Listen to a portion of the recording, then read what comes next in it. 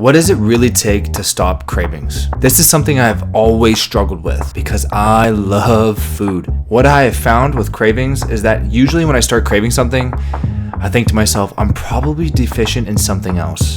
But there are times when I'm at work and the smell of morning pancakes is just too hard to bear. Or even a nice cold looking beer. Just drink me, bro, drink me. If you're new to my channel, what's up? My name is Kiefer, and in today's video, I want to show you how you can fight off cravings if you really need to. In this video, I'm just gonna dive right into it. I'm gonna give some points that's worked for me. I'm 8 outs from a men's physique competition. So I'm at the office today at my day job here, and it's just crazy. People are making pancakes. Everyone's doing like a stampede breakfast for the past week. And the smell of the pancakes, I love breakfast food. So I'm gonna give some points and tips that I do to stay on track. Now, I fully believe that you should live your life with, just live it up. Like don't hold yourself back. But when there's periods of times of focus, or maybe you're trying to lose a few pounds, you can still enjoy yourself and be really healthy. I think that's something that I'm doing is a little bit more extreme, on the extreme side, but this is something that I'm gonna give some tips to you guys on how I control the mind in order to keep myself on track and not binge eat. So I don't know what I'm gonna do now, but hold on. My camera lens is dirty. All right, so I was gonna take you to the office, but I have to do a few errands, and I just wanted to talk about the first thing that really helps with overall fighting off the urge to just gorge my face with donuts, margaritas, pizza, spaghetti, donaires. Everything's on my mind. But essentially, just in general, if you're just trying to cut your cravings, honestly, one of the things that I think is really simple, but most people don't really talk about, is just drinking enough water. I'm gonna show you what I drink per day. When people see me out in public with this thing, they go, oh my gosh, Kiefer, it's so huge. I'm like, yeah, it is, it's massive. 4 liters of water. I got off Amazon, it has like the lane motivation on the side, but I remember reading this crazy study a few years ago. It was like 60% of people walking around are like dehydrated, and then there's another level to it, like chronic dehydration. And when you're dehydrated, you don't have the proper mental clarity, mental focus, the mental stamina to keep things going. So overall, if you are staying hydrated enough, it's gonna fill you up, and it's gonna allow your body to be like, hey, you know what? I'm really craving this stuff. Let me drink some water. Let me hydrate myself. That's always helped me. But you know what? Before I get into further points, I know what you're thinking. Tell us everything right now. No. Stick around for a bit. I'm just gonna go get a sick workout in with one of my coaches here.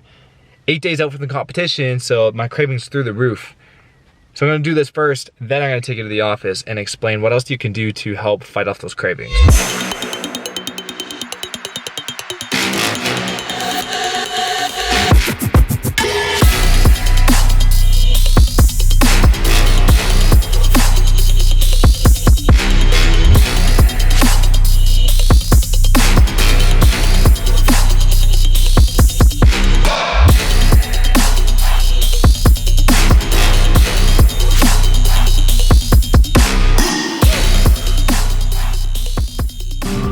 So Moose is one of the most hardcore people I've ever met. He's taught me a lot with mindset, but if somebody wanted to help, you know, they're craving a lot of things, what can they do? And you can't say, don't be a bitch. Eat a lot of protein, high protein diet. How come? It's gonna keep you full. You stay full, you're not gonna crave as much, so. And I think a lot of people are like, oh, I eat enough protein. Like, how much should somebody be eating? Depends on the person. Like if you have a lot of muscle mass, obviously, honestly, like for you, 200, 250 is what we need to be at. Otherwise you're gonna start eating a lot of the muscle, right? Yeah. And high protein diets do help with weight loss. Yeah. It gets rid of also the, I can never say this word probably, but it's like ghrelin. Can't say it. Ghrelin, it's a hormone that your body releases, so this it helps with like not activating it. So yeah, that's a big thing. That's why I like high protein diets.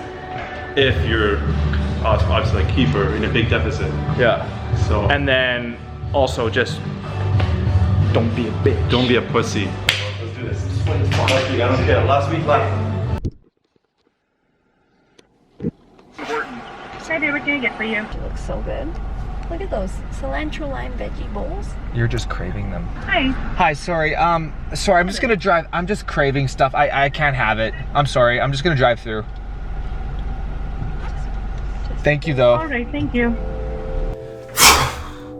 All right, let's continue with this video here. So something I want to touch on, and I've been kind of speaking about this on my channel lately, and I think this is a huge thing that people need to start looking at if you are interested in the health and fitness industry, or you want to get into better shape, overall feel better.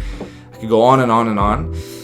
Something that's helped me with food cravings tremendously is focusing on my sleep. So first, before I dive into it a little bit more, I want to tell a story to you guys, and I want to tell a really interesting statistic. Now, this statistic I've heard not too long ago. It might not be word for word, but I heard something like 65 or even 70% of people say that they would rather make less money than they're making in order to get 1 hour of sleep extra per night. Are you kidding me? Like that to me is insane. I mean, everyone's busy, we all go to work, we all do things, but people are now at a state where they're so sleep deprived. They're walking zombies that they need to sleep more, and they just can't. You know, life is busy, but they might have certain things set up that not allowing them to sleep, but overall, people want sleep. So how does that relate to, you know, fighting off this freaking craving that you have? So here's a story I want to tell you. So there's two groups of people, okay? The first group were individuals who are sleeping roughly around 4 to 4.5, maybe 5 hours of sleep per night. And the second group were individuals that are sleeping around 7.5 to 8 hours per night. And this study, the purpose of the study was to see if people who were more sleep deprived or slept less craved more food. So within 3 days, both the groups were eating the same amount of food at the same time period. So on the fourth night, both groups were offered a huge platter of snacks, right? Let's just say there's a food everywhere, right? Later in that night, the group that slept less actually ate more snacks, and they were eating they were saying 300 to 400 extra calories per day because they were so sleep deprived. So that's just like an interesting story. But overall, I could really dive into sleep and why it's so crucial for overall mental clarity and focus and energy and sex drive and gym performance and work performance and physical performance, stress levels, anxiety, so many different things we could dive into. But sleep, I have found for myself that I will crave less food. I mean, I am 8 days out right now from a competition, and I'm making sure that my sleep is just on par. And if you actually want to watch videos on sleep, I have another video. I'll probably link it up here. You guys can check it out, where I talk about the Aura Ring and how this thing has really changed my life when it comes down to sleep. All right, so the next thing I want to talk about is something I always usually crave, which is chocolate. Now, chocolate is so freaking good, and you could relate this to sweets just in general. Do you crave chocolate? I'm pretty sure most people crave chocolate and just sweets. The interesting thing about chocolate is that there's a source of magnesium. So when I'm starting to think about I need chocolate, or just sweets in general, I think, what am I deficient in? And there's other food sources that have a ton of magnesium in it, like almonds, we got,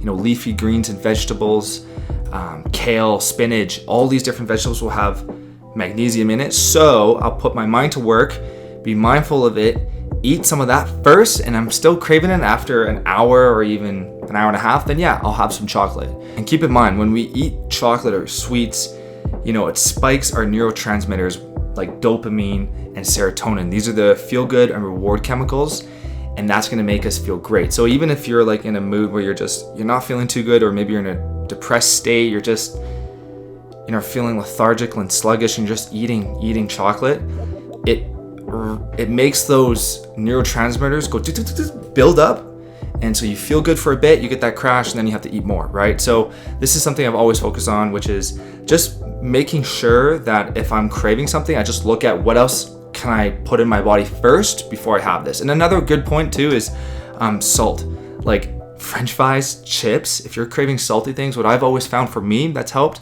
is to eat more omega-3s, fat. I need more fats, healthy fats in my diets. I start eating avocado first. The avocado doesn't fill me up, then I eat some friggin' chips then. If you think that you're having a hard time craving, I highly suggest you watching my next video here, where I talk a little bit more about sleep and why sleep is absolutely amazing once you start to learn a little bit more about it and how it can change your life.